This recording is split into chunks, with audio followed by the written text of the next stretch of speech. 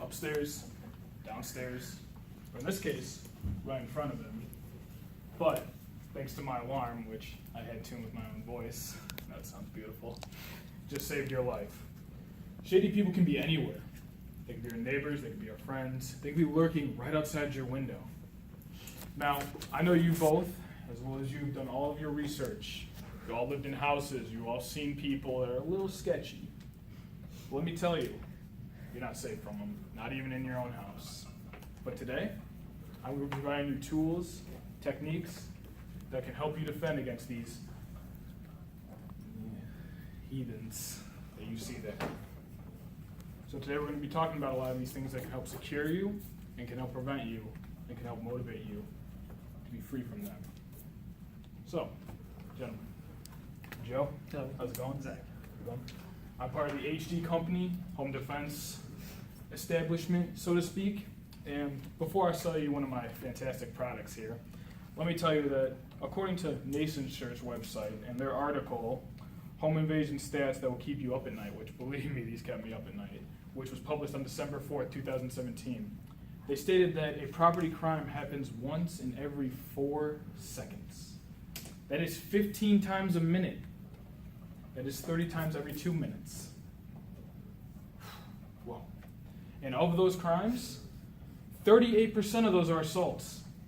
60% of all rapes happen in a home invasion. Tell you right now, I don't want to be in my home, have some big guy come in. It ain't gonna end well. I'm a scrawny dude. That's why I'm trying to sell you some of these products that help me and kept my butt clean. So, you have here a list of items. Portable cameras, door stoppers so they can't break in, and especially my personal favorite, LiveWatch security system, which monitors everything. You can monitor your home, monitor your garden. Joe, those items sound really nice and all, but they probably cost an arm and a leg. Do you have any cheaper items for people such as I don't know, college students, for me and my roommate here? According to the Safe First report published on November 23rd, 2016 by Carolyn Marr, we have products just as good, if not better, than some of the pricier ones, such as a door alarm for only $10. It is a 120 decibel alarm, which is nearly as loud as a chainsaw, a jet taking off, and can be heard from nearly 1 mile away. When the cheap $10 alarm goes off, it will most certainly warn you and most likely send the intruder running. Might I add, it got a 4 to 5 star review on Amazon.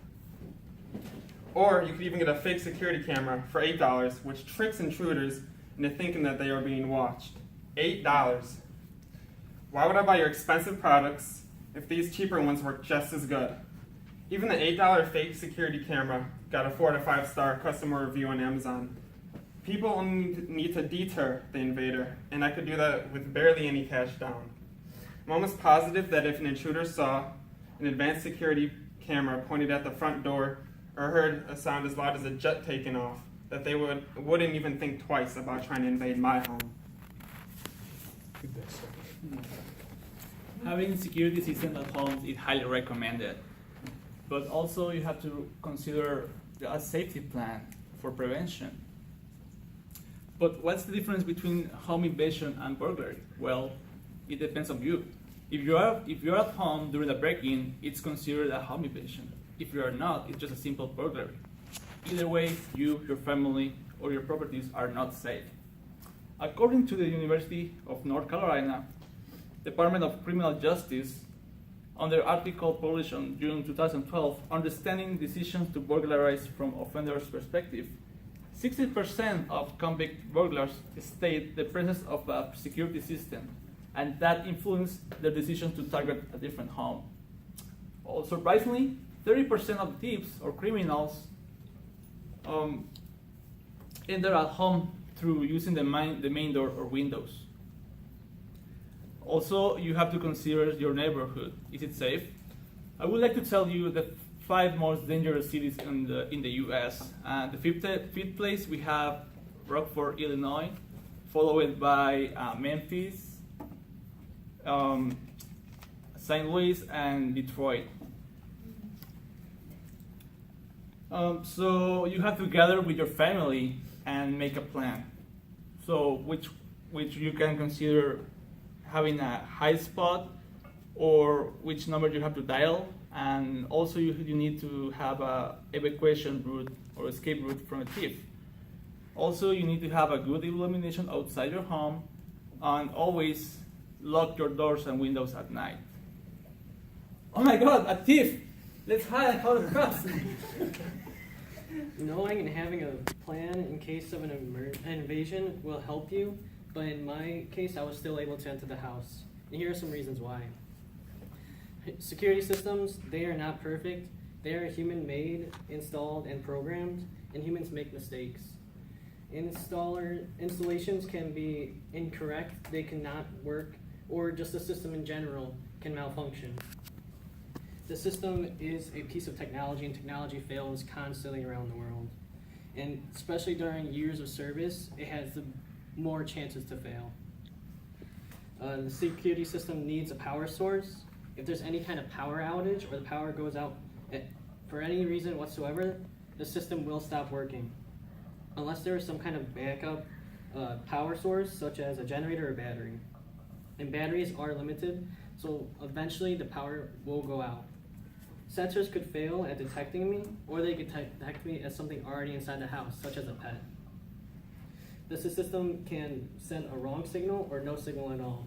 From the article, Home Security System Fails, accessed on May 7th, the blogger states that the system was on and armed, but no alarm signal was received. Lastly, we are human, and we are designed to forget things. So all it takes is for someone to forget to set the alarm in the morning, and I'll be able to get inside your house. Alright, let's get you out of here.